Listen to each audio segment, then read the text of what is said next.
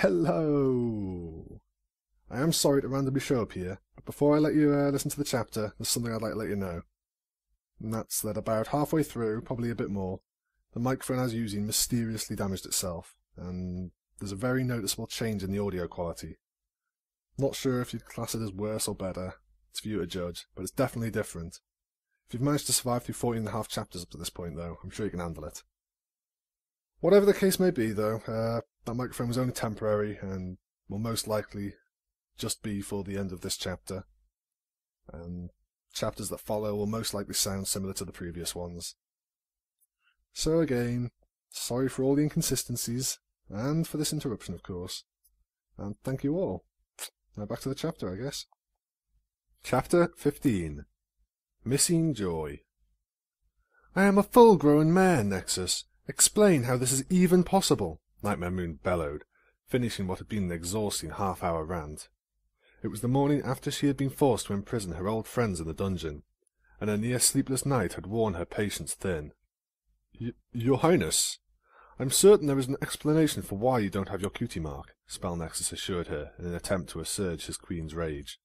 Perhaps you simply have not struck on your talent for ruling. Is being queen not enough?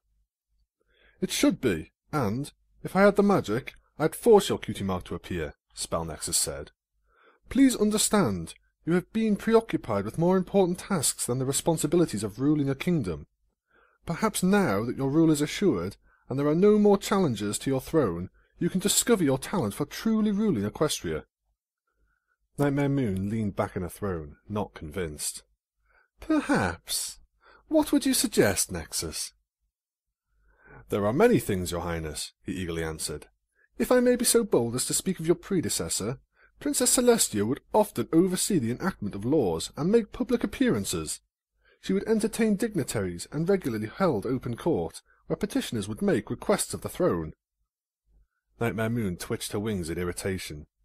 She had little interest in laws, giving speeches, or speaking with the dignitaries who were too eager to please her. Only the idea of holding court held any appeal, and that was only because it was the simplest of the tasks. Holding court was something she could at least see herself doing, but it felt strange to even consider it. A ruler held court so that her subjects could petition for things they wanted, things to make themselves happy. In all her memories she had never been concerned with the happiness of Equestria, just her own. Perhaps Spell Nexus was onto something. She had never held a court before, thus, if she had a talent for it, she would be unaware of said skill. Do you believe my mark would appear if I were to hold court? Nightmare Moon asked. Most certainly, Your Highness, Spell Nexus assured her. Nightmare Moon gave a firm nod. Then, announce that I shall be holding court every day, from when the castle opens in the morning to when it closes at night. Let it be known that it will be this way until I deem otherwise, or until my cutie mark appears. Nightmare Moon nestled herself into her throne before open court was due to begin. Messenger Pegasi had flown out the day before, carrying her proclamation to every corner of the kingdom, and the response had been greater than she could have anticipated. Ponies, wrapped in winter clothes to fend off the cold, had formed a line outside the castle gates that stretched all the way to Ponyville. They had come from every corner of the kingdom to see her, and for a moment she allowed herself to smile. The sound of hooves and voices beyond the throne-room door alerted Nightmare Moon that her court was about to begin. Hastily, she adjusted her armour, preened her wings for out-of-place feathers, and made whatever last-minute preparations she could think of. Clocks around the castle rang out the hour, and with the final chime, the throne-room doors opened.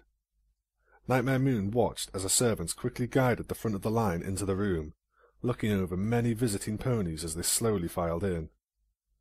Those brave enough to meet her gaze looked on with wide eyes, and every pony else kept their heads bent down towards the floor. At the prompting of the servants, the first pony in line stepped forward and approached her throne.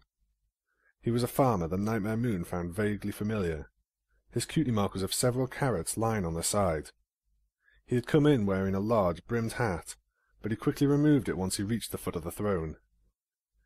"It is an honour to be in your presence, Your Majesty," the farmer pony managed to choke out. "I am Danver, and my family runs a carrot farm just outside of Ponyville." "Danver? Yes," Nightmare Moon mused pleasantly. You're neighbours to the Apple family, correct? Yes, you're, Danver glanced around anxiously, stumbling on his words. A few servants eyed him, and one guard began to approach before he hurriedly forced out, Your glorious Majesty. Nightmare Moon arched an eyebrow, but made no other move. And what request do you bring to this court? I... Danver stuttered under Nightmare Moon's constant expecting gaze. Would you please raise the sun, your highness? Nightmare Moon's eyebrows furrowed, and she spoke with such resentment that her words seemed dipped in poison. The sun? Danver winced and took a step back. My crops are wilting, your highness. Your servants have come to help me replant, but we can't just replant this late into summer. The carrots won't be ready in time for the harvest, and I can only imagine how much colder it will get when winter sets in. We just need a few more months of sunshine to grow enough food for winter. Nightmare Moon stomped the floor with her hoof. Like my rule over this kingdom, the night shall be eternal. Your request is denied. Danver did not argue nor protest.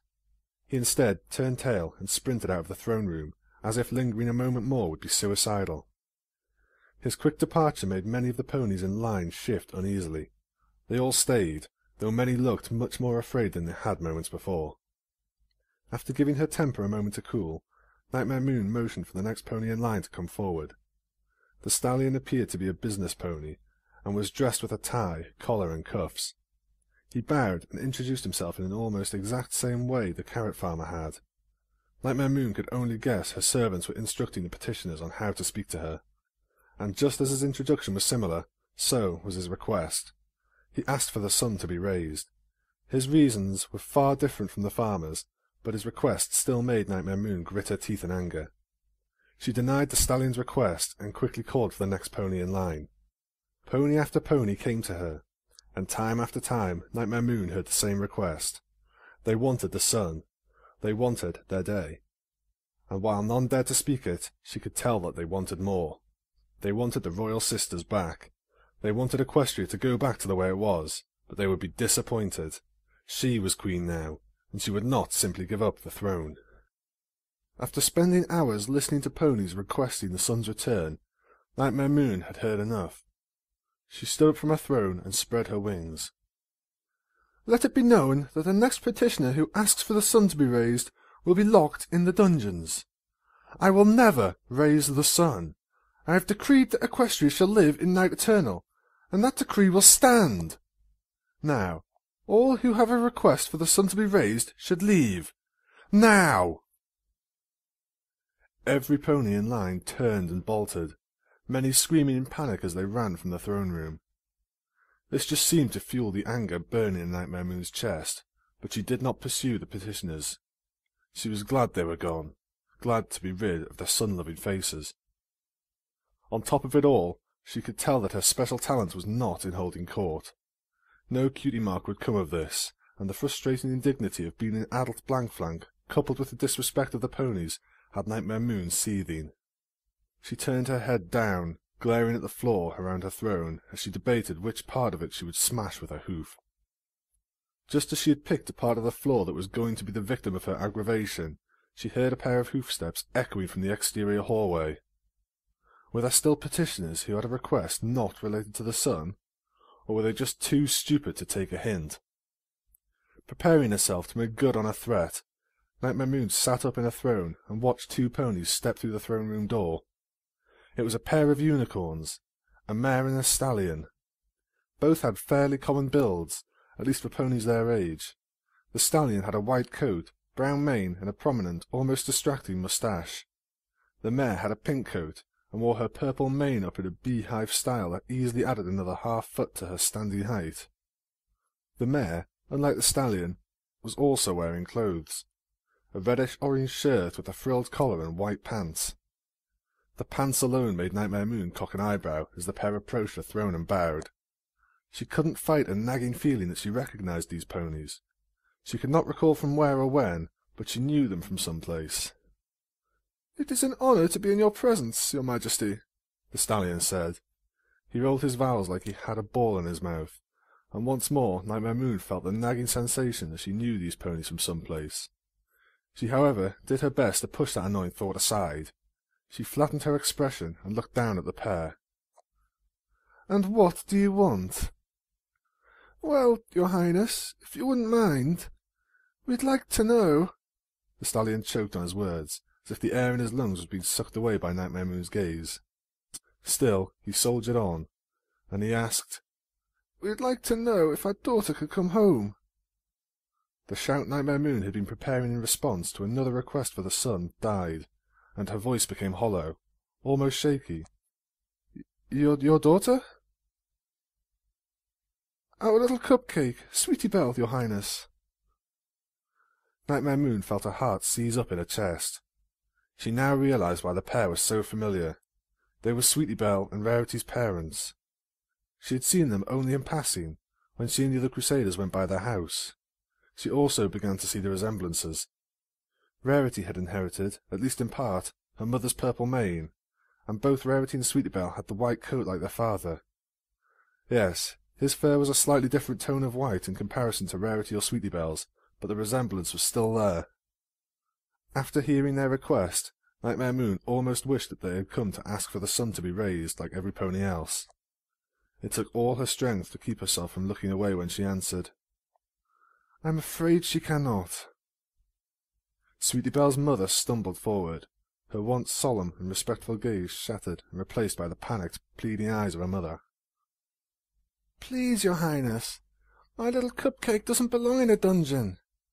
Whatever she did wrong, I'm sure she didn't mean anything by it. Please, Your Highness, she's just a little filly. She needs to be with her family."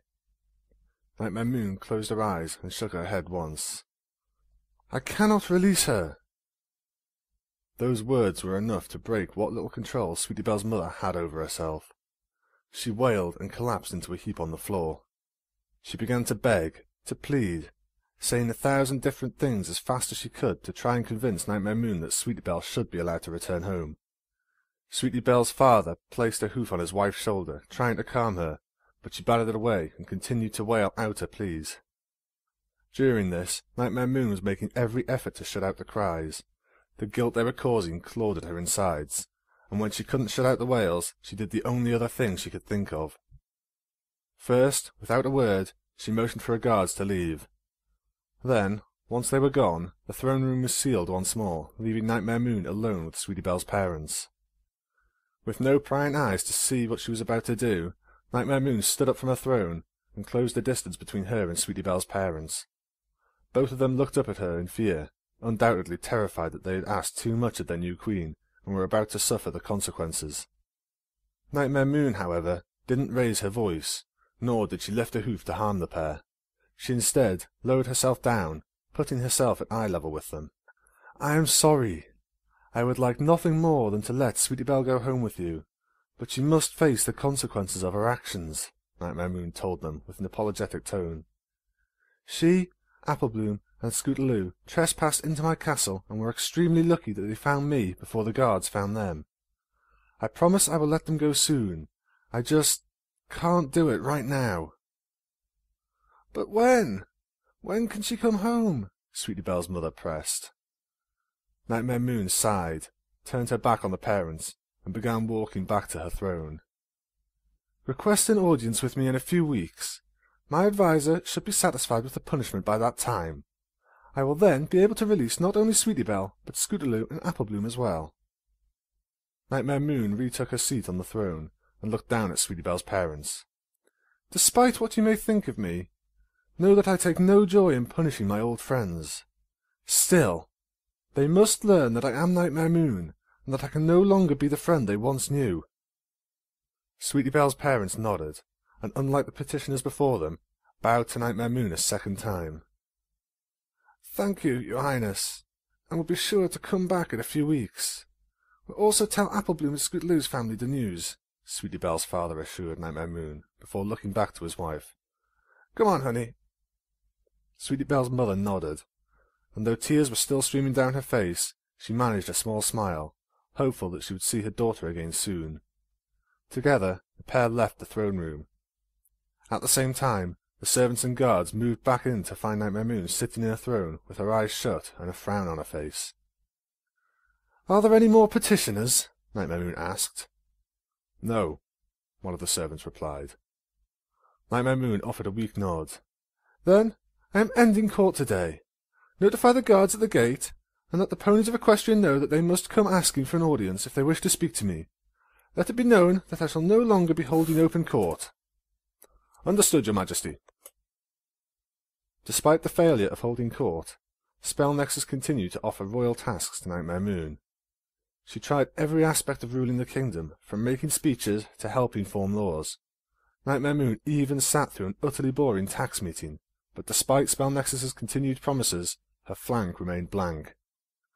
When a week of trying different royal duties failed, Spell Nexus began proposing talents related to the nighttime sky. He suggested turning the night into her tapestry. He told her that she should fill it with such beauty that all of Equestria would want the night to last forever, if only so they would never have to be parted from her sky-bound art.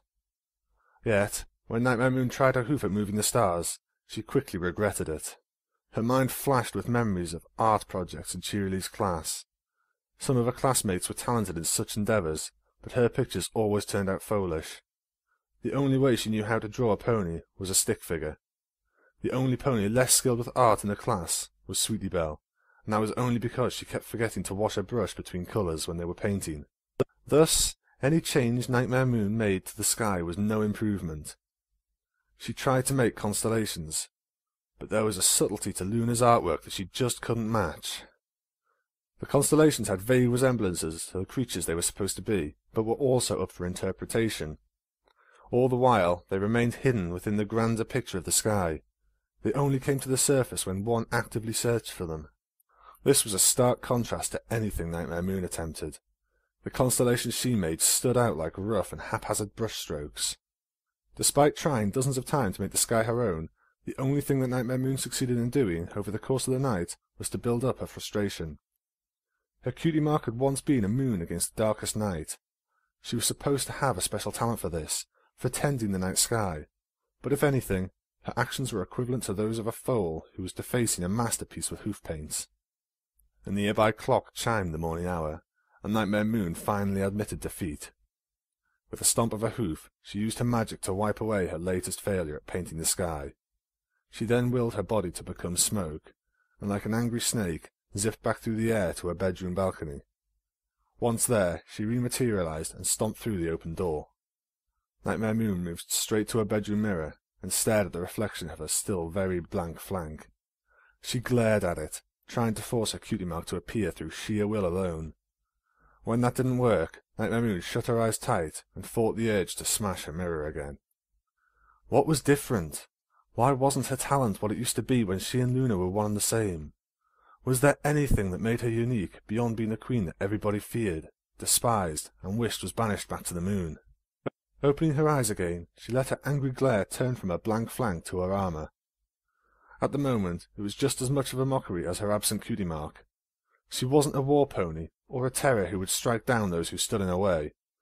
Armour was something worn by a killer or a soldier, and she was neither. Without even a thought, Nightmare Moon magically removed her armour and tossed it all into a corner with a loud clatter. Her eyeshadow was next to go, another thing that Nightmare Moon had grown tired of applying. She had worn it to meet the expectations of Nexus and the Children of Nightmare, but she was weary of it. A wet cloth removed every trace of the makeup, and once again Nightmare Moon looked upon herself as simply a black mare. How befitting was her black coat! She was once nothing but a shade, a poison, an infection of thought and jealousy that had taken captive the true guardian of the nighttime sky. Even the cutie mark she had once possessed was just a twisted shadow of Luna's. It had been Luna's talent for the sky, Luna's jealousy and hatred, and Luna's desires that had formed and given purpose to Nightmare Moon. Now that she was separated from Luna, made a mare of her own, what did that leave?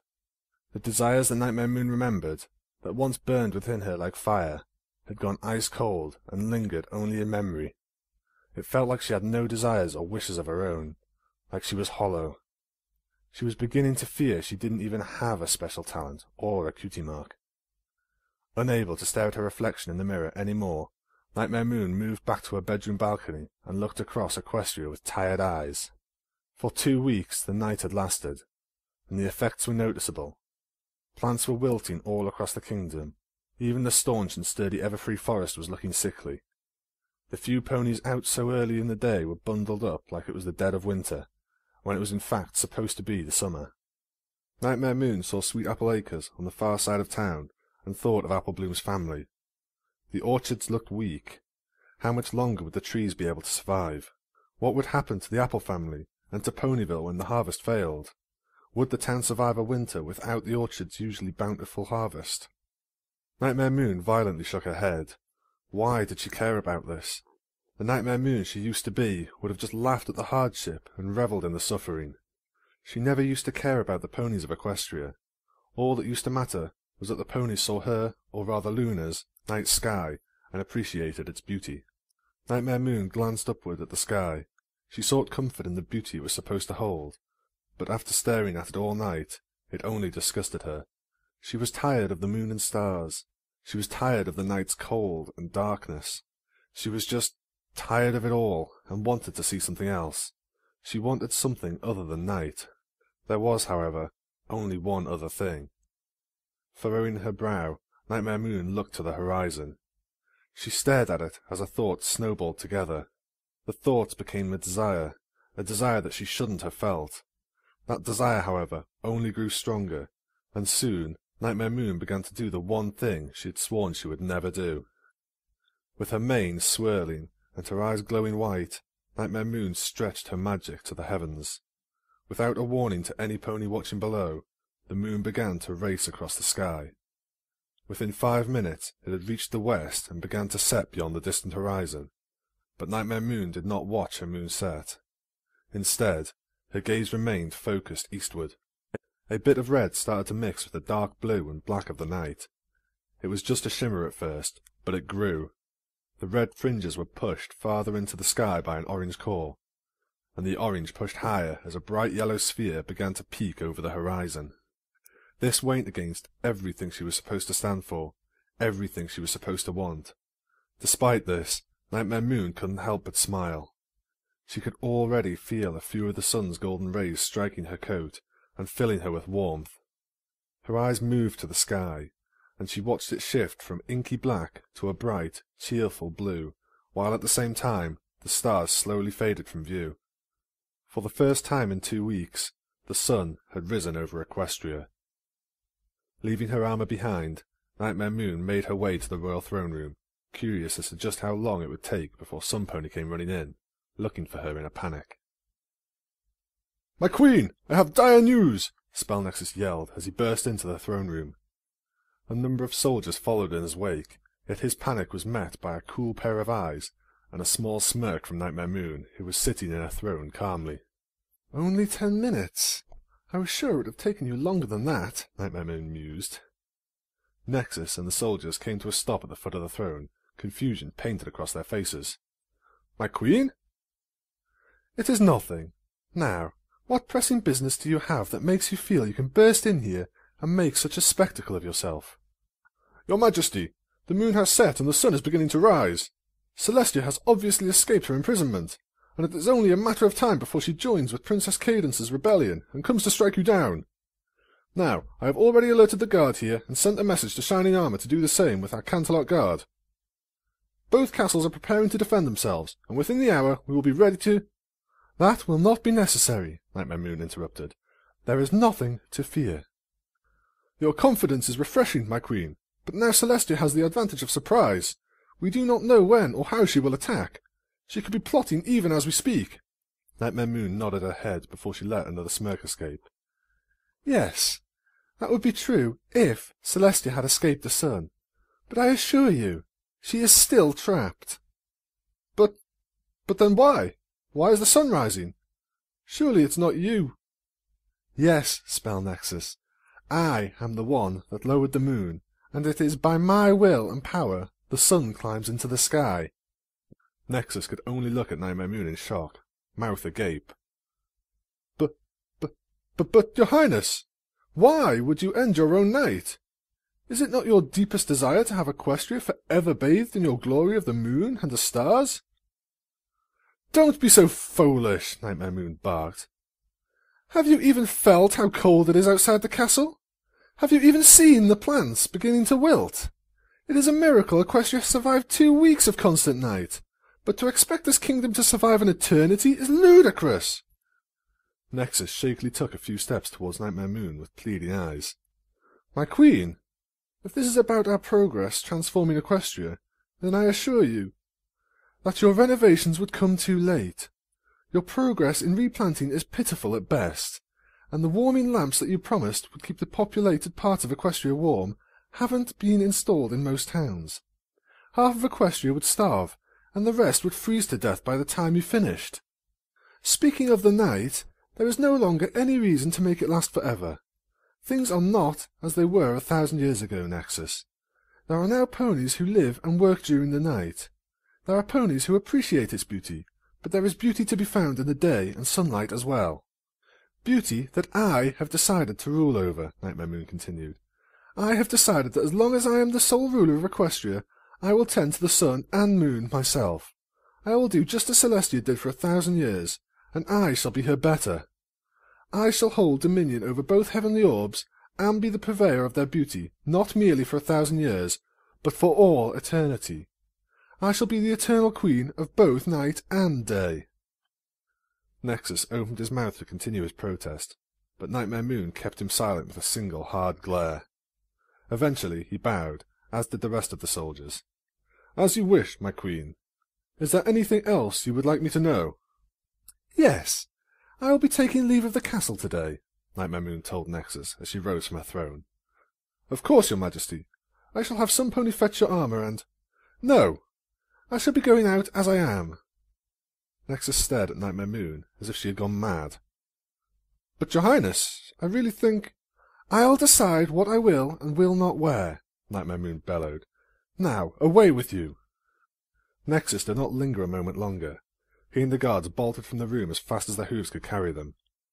Nightmare Moon waited until they were all out of earshot before letting an irritated sigh escape her nostrils. She departed the throne room, and within minutes reached one of the castle's many balconies. She looked upon the sun and rich blue sky with a smile, as if she was greeting a friend she had long missed. A gust of wind carried with it sounds of cheers, and what Nightmare Moon believed was music. Turning her eyes towards the source, she looked down at Ponyville. Ponies all about the town were rushing out into the streets, many gathering in the town square. Her subjects, her unblessed subjects, were as happy to see the sun as she was. They were rejoicing in its light and warmth. For a rare moment, Nightmare Moon felt happy. She did not try to explain or wonder why. She just took her wings and flew towards Ponyville as her feathers and coat absorbed the sun's warmth. Never had Ponyville been overtaken by celebration so quickly. Pinkie Pie was working with several Pegasi, including the lightning-quick Rainbow Dash, to hurriedly put up decorations for a party that arguably already started. A local DJ was already spinning vinyl records and filling the air with music as ponies shouted their joy to the heavens. Warmth was already filling the air, driving away the long, lingering chill of the extended night. Ponies who had been bundled up were now tossing off boots, winter jackets, and scarves to bask in the sunshine. The ponies were so enthralled with their celebration that they didn't notice the indigo cloud lingering in the shadows of the nearby trees. Nightmare Moon watched them, and would have been grinning ear to ear if she wasn't currently a floating mass of magical energy. Now this felt good and right. Ponies laughing and playing in the sun, overflowing with joy, without a care in the world. This was what Equestria was meant to be like. This was the Equestria Nightmare Moon had seen through young, innocent eyes, and it was not an Equestria locked in an eternal night. Spell Nexus could go eat mouldy hay. This was how Nightmare Moon was going to rule, and this was what made her happy. She would move the sun and moon, just like Celestia did, and let ponies of Equestria have both their day and their night. As the celebration nearby continued to grow, Nightmare Moon's mind began to get away from her. The ponies were so happy, so overjoyed to see their son. Maybe now they would not look on her in fear. Maybe they would even thank her for bringing back the sun. Yes, she'd appear before them, and instead of cowering in fear, they would look upon her just as they used to look upon Celestia. She could already picture it. She would reveal herself to them and smile. She would do as Celestia did and affectionately call them My Little Ponies. She would speak in the sweetest, softest voice she could manage. She would show them they never have to fear another eternal night, and they would praise her just as they praised her predecessors. Nightmare Moon was drawn from her daydream by nearby cheers.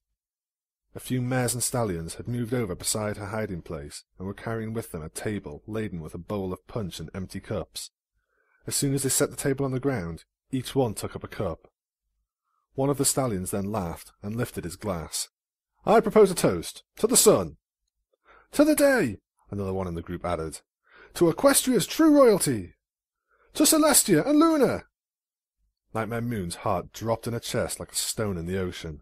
The ponies. They were celebrating her defeat. They thought the sunrise meant that Equestria was once again ruled by the royal pony sisters. In an instant, Nightmare Moon felt the urge to bring back the night. She began reaching her magic to the sky with every intention of stealing the sun away until the ponies could appreciate it, could appreciate her.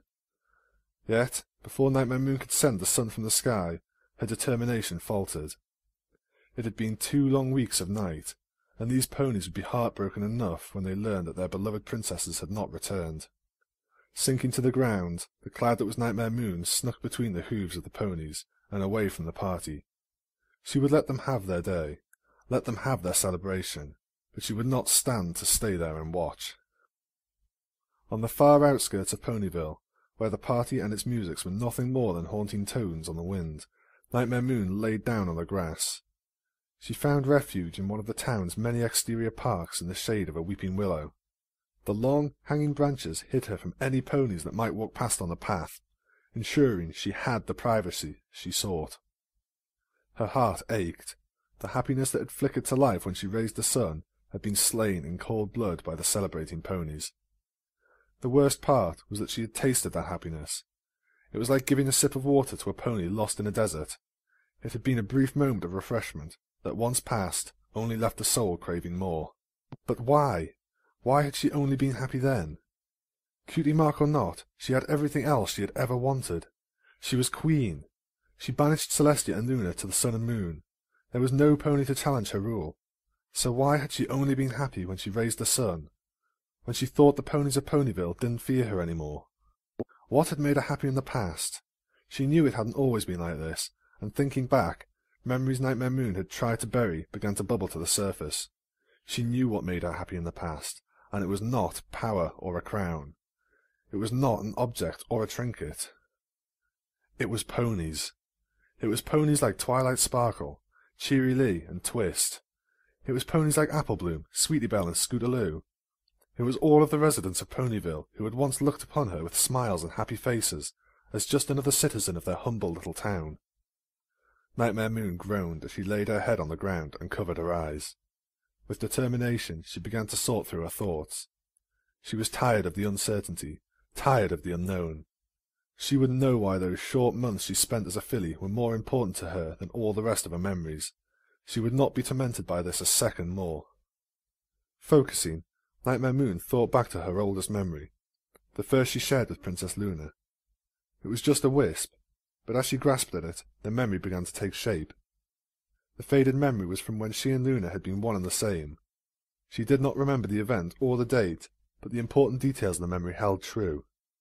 Celestia had been surrounded by happy ponies, each praising her for a beautiful day. She and Luna had watched this, and in the pit of their stomach, jealousy had twisted and turned. Why did Celestia receive all the praise? She only raised the sun.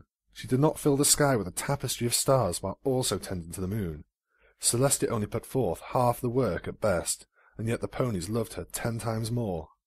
In that ancient memory, Luna had wanted that admiration, and she, Nightmare Moon, had shared in that desire. That thirst, that hunger, had been the fuel of their existence until the elements of harmony split them apart. It was at the core of everything she had once wanted. Her desire for the eternal night, her desire to be queen, it all stemmed from that one thing, that one desire, that one wish, to be loved. Love? Was that it? Was that all she really wanted? Nightmare Moon shook her head in disbelief, trying to deny it, but she couldn't. Even after she had been stripped away from Luna by the elements of harmony, that one core truth had lingered. It had been a simple thought, so ingrained in the shared existent that not even the most powerful magic in existence could wash it away. And she had been loved as Nyx. Back then, Twilight had loved her, and her friends had cared for her as well. She had been happy, but then she ruined everything. She had thrown it all away to chase old memories and desires that had never been her own. She had let Spell Nexus and the Children of Nightmare convince her to be a monster and a tyrant. She had imprisoned her friends, and the mare she had called a mother. It was infuriating, but Nightmare Moon did not shout out in rage. Instead she, the Queen of Equestria, cried. She didn't wail, didn't bawl, but in the protective shade of the willow tree, she could not hold back the tears streaming down her face. For the longest time, that was all Nightmare Moon did. She just let herself cry, ignoring the entire world around her. She didn't know or care how long she had hidden beneath the shade of the tree, but her crying was abruptly interrupted by a tiny voice. "Are you okay?" Nightmare Moon snapped her head up in shock and hurriedly dried her eyes. Who would even dare to approach the Queen when she was obviously in a bad mood? Who would even care? It took Nightmare Moon a moment to locate the source of the voice. Its owner had retreated outside of the sagging branches of the weeping willow. Yet after a few moments, the pony dared to push her head through the hanging boughs once more. It was a filly, roughly the same age as the Cutie Mark Crusaders. She had a cream-white coat, curly red hair, admittedly dorky purple glasses, and a cutie mark of 2 candy canes crossed in the shape of a heart. It was a pony Nightmare Moon knew all too well, having spent time with her at school. I'm sorry, Your Highness," Twist apologized in a nasally lisp. "I just heard somebody crying while I was going back to my house to get some peppermint sticks. I'll leave you alone if you—" "No," Nightmare Moon said, before she could even really think about what she was doing. "Please. It's been a long time, Twist. You don't have to go if you don't want to." "How do you know my name?" Twist asked, with wide, disbelieving eyes. Nightmare Moon lifted her hoof to her chest and pointed to herself. It's me, Twist. It's Nyx." With her jaw hanging slack, Twist took a few steps closer. "Nyx? My mum said you had gone bad, and that you were the one that made it dark all the time. I told her that wasn't true, but I guess she was right." The truth in those words hurt, but Nightmare Moon did not allow herself to snap at Twist, nor did she try to defend herself. "I'm sorry I did that, Twist, but I promise I'm never going to do it again." "It was actually kind of fun at first. I've never been able to play outside after dark before. I've played some really fun games of hide-and-seek." Twist's face lit up as she took a few steps away. "Hey, you should come to the party in town. Everypony's outside, dancing and playing." Nightmare Moon winced at the invitation before shaking her head. "I would like to, Twist. I really would. But I don't think I can. I'm very busy," she lied. The smile that had blossomed on Twist's face faded. "That's what Apple Bloom always says before she went to visit her family." Visit her family? A white lie Nightmare Moon could only guess was told to Twist, so she wouldn't know that Apple Bloom and the other Crusaders were locked up in the castle dungeon. Still, Nightmare Moon did not focus on that. She did not want to give Twist a reason to hate her. Not now. "Why does Apple Bloom always say that?" Nightmare Moon asked, hoping to drive the conversation in another direction. "Because she's always been a Cutie Mark Crusader," Twist replied. She kicked at the dirt with her forehoof. "I'm happy I got my Cutie Mark, but ever since I did, Apple Bloom only ever wants to play with Scootaloo and Sweetie Belle. Whenever I try to play with her, she's always too busy." Twist kicked at the dirt again. "I almost wish my Cutie Mark hadn't appeared." "Now don't say that, Twist," Nightmare Moon said, trying to comfort her. A small smile spread across her lips. "Hey, can you wait here for a minute? I need to run and get something, but I promise I'll be right back." "Sure, just don't take too long. I need to get back to the party," Twist replied. Nightmare Moon nodded, and in a swirl of indigo clouds, she disappeared. This left Twist to sit and wait in the shade of the willow, but she didn't have to wait long. Within a minute, Nightmare Moon reappeared from the swirling vortex of her smoky mane and laid back down on the grass. "Okay, I want you to close your eyes. I've got a surprise for you. Nightmare Moon said, with a warm smile. Twist bounced on her hooves. Really? Yes, but you have to close your eyes, and no peeking, Nightmare Moon told her, and Twist was more than eager to oblige. She squeezed her eyes shut, and in the process scrunched her face into a silly expression. Nightmare Moon had to stifle a small laugh at the sight, but she went about her work all the same. She took something out of her magical mane, and with a delicate touch she used her horn's magic to carefully drape it over Twist's back. Only when she was sure the item wasn't going to fall off did Nightmare Moon pull her magic away. Okay, you can look now. Twist snapped her eyes open, and a smile exploded onto her face when she saw that a red cape with a familiar blue and yellow emblem was now hanging across her back. As the Queen of Equestria, and a member of the Cutie Mark Crusaders, I hereby declare you an official Crusader. Now you can play with Applebloom, Scootaloo and Sweetie Belle all you want, Nightmare Moon told her. Really? Twist asked in disbelief. Even though I already have my Cutie Mark? Being a Crusader isn't just about finding your own Cutie Mark, Nightmare Moon told her. It's about helping a friend find their special talent. And who better to help a friend get their Cutie Mark than a pony who already has hers? Twist bounced in excitement. Oh, I can't wait until Applebloom comes back. I bet I could show her, Scootaloo and Sweetie Belle how I make candy, and then maybe they could get a Cutie Mark like mine. I'm sure Applebloom will be back sooner than you think, Nightmare Moon said, still unable to admit the truth to Twist. Thanks, Nix. This is so sweet. I can't wait to show it to everypony, Twist exclaimed before an expression of realization flashed onto her face. Oh, I forgot. I was bringing back some of my peppermint sticks to the party.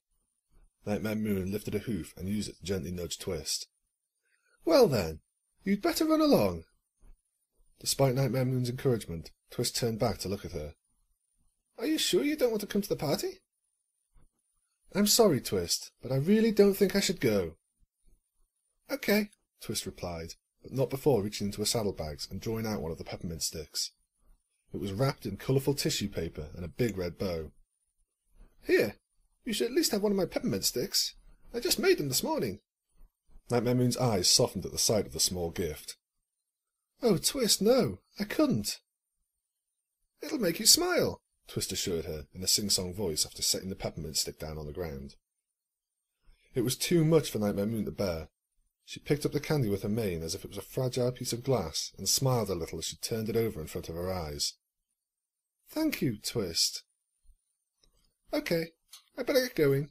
But Nix... Nightmare Moon turned her gaze back to Twist. Yes?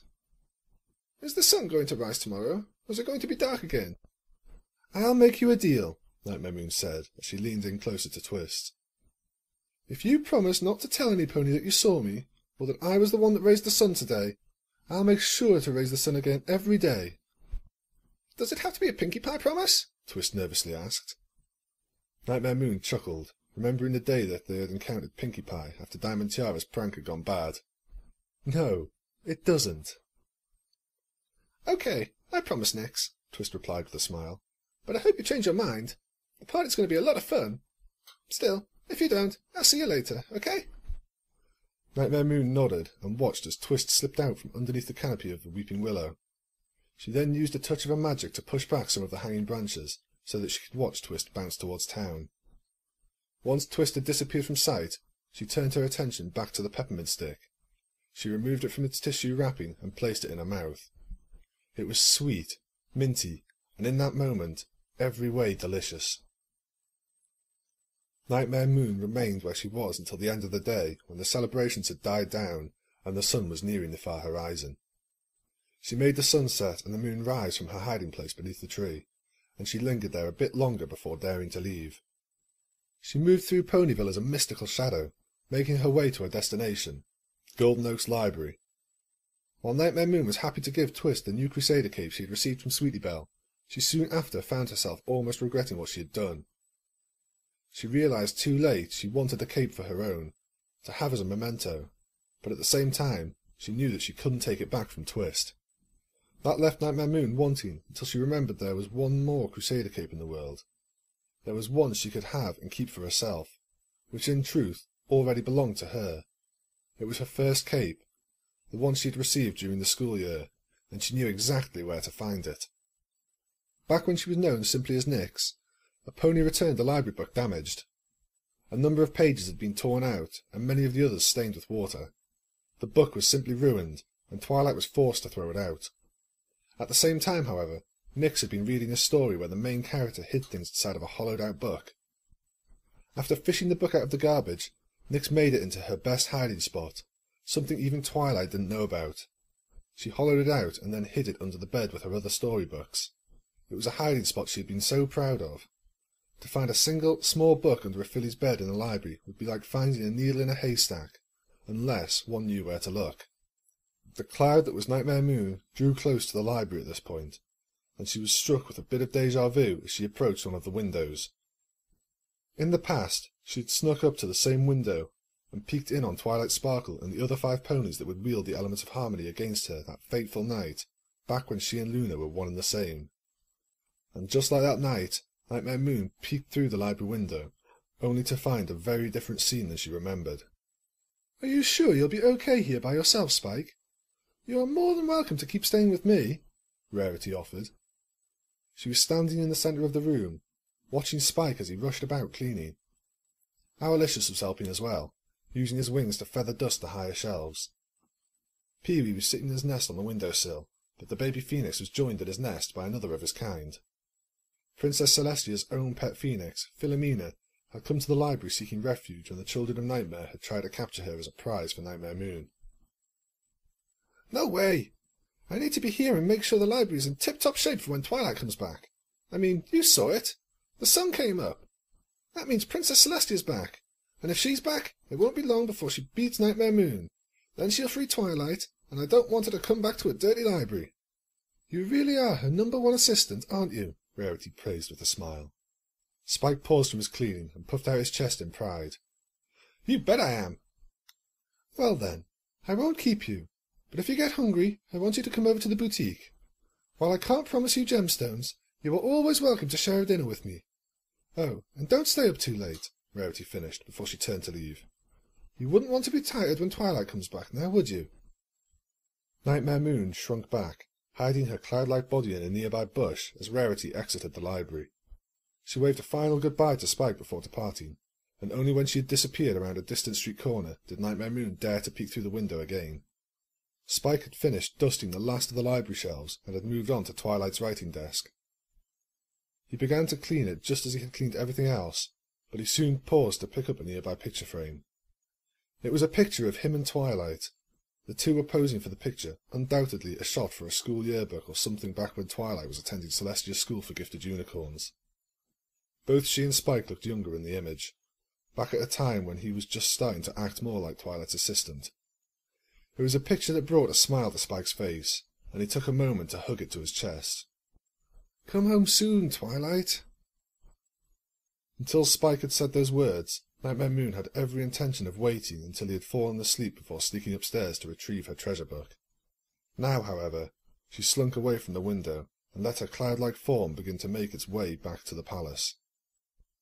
Spike would stay up all night for Twilight, and with each passing hour, his hope that she would be freed by Celestia would diminish. He would soon come to realize, like every pony else in Ponyville, that it was Nightmare Moon that had raised the sun. And Nightmare Moon had no interest waiting by the window if it meant she'd have to watch Spike's hopes for Twilight's return die in his chest. The waiting was excruciating.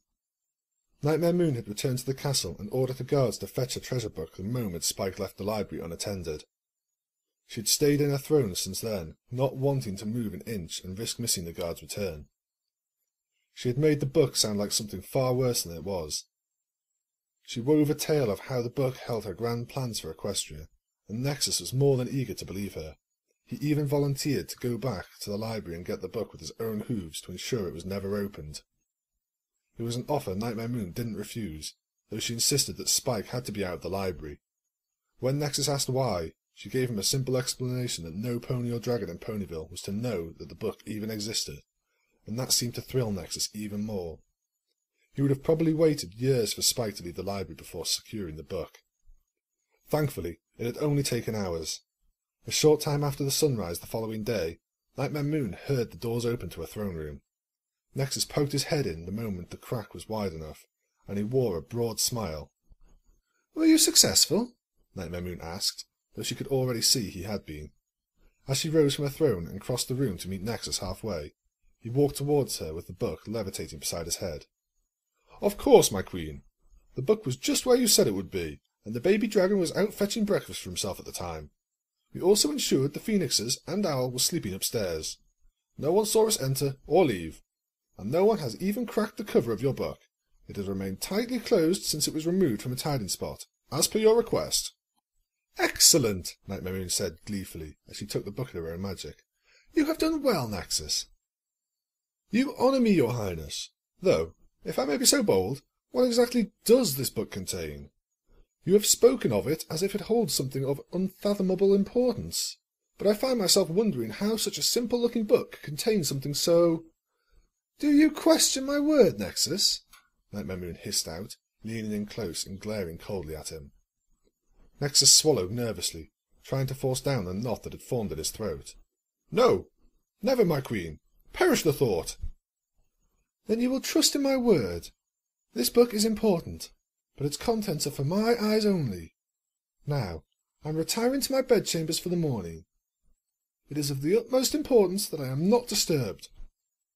"Yes, my queen," Nexus replied. He bowed once more as Nightmare Moon strode past him, and he waited until she had left the throne room before shouting her orders to the guards. Back in her bedchambers, with her armour and makeup removed, Nightmare Moon laid on a bed with the book held gently in her magic. It had taken every ounce of her will to keep herself from opening the book before she had reached her bed. Yet now she was there. Now she had privacy, and after licking her lips, she cracked open the top cover. Inside the book, a rectangular hole had been cut out into the water-stained pages, and within the gap was a hooful of items that made the air catch in Nightmare Moon's lungs. Lying right on top, and taking up the largest part of the book's interior, was her original Cutie Mark Crusader cape. It was frayed on a few edges and had a stain on one corner, but the red colour was still strong and vibrant. Even the rearing pony emblem it bore was just as Nightmare Moon remembered it. Carefully, she removed the cape and draped it across the cover of the book as she looked at the other items inside. She found her blue ribbon from the Learn and Play Day, and other little trinkets that she had gathered from her many attempts to find a cutie mark. Marbles, old coins. The book was filled with things that had no significant monetary value, but to her they were utterly priceless. Before she could stop herself, Nightmare Moon found her magic reaching out to one of the items, her kazoo. She withdrew the cheap little thing she had won, along with the blue ribbon from the Learn and Play Day's tug-of-war match, and before she could stop herself, she placed the toy against her lips. It felt so much smaller now, as if she could break it just by biting down. Still, Nightmare Moon held the kazoo with care, and she breathed out. The kazoo gave up its note, which sounded against the walls of her bedchamber. The single note that Nightmare Moon hoped would bring back even a fraction of the happiness she once knew only left the bitter taste of plastic in her mouth. As quickly as her magic would allow, she put all the treasures back into the book and hid it in the drawer of a dresser. She then flopped down on a bed, once more finding herself staring at her reflection in her vanity mirror. As Nightmare Moon glared at her reflection, Luna's words rose and burned at her mind like angry phantoms. "It won't be my past that haunts you, but your own." Luna had been right. She had been Nyx, and she could have stayed Nyx. The Royal Sisters had offered her a chance to stop, but she had been a fool lost in the past. She had listened to Spell Nexus, the Children of Nightmare, and her own memories. She had focused on being a mare she once was, and in the process she had destroyed everything she once had. Yes, she was Nightmare Moon. She had made herself into Nightmare Moon, but now she didn't want that. She didn't want to be the monster Carlton Phillies feared haunted the shadows. She didn't want to be the tyrant queen, but she couldn't go back now. She had gone too far. No amount of apologies would cleanse her of what she had done. If she freed Celestia and Luna, they would seal her in the moon for 1,000 years, if not longer. She was stuck. Simply stuck. She could not go back, but she could not make herself go forward. She was, in every way, her reflection in the mirror. She could not be Nightmare Moon any more, clad in armour as she struck fear into the hearts of ponies. She could not go back to being the small, innocent filly Nyx either. She was the blank-flanked, addled mare who was stuck in the middle, and she could not stand her own reflection any longer. With an aggravated huff, Nightmare Moon flopped over on a bed, She put her back to the mirror and searched the other side of the room for something to distract her. She looked at her writing desk and the papers on the surface, but then her gaze was drawn by a familiar purple. The purple belonged to an item that was lodged beneath her writing desk, in the same place she had thrown it in a fit of rage weeks before. It was a thing she reached out to with her magical mane and drew it back into the light. Nightmare Moon once more looked upon the training dummy of Twilight Sparkle she had destroyed the day she first arrived at the castle. It now had a small layer of dust covering its features, and it had lost more of its stuffing while it had lain forgotten.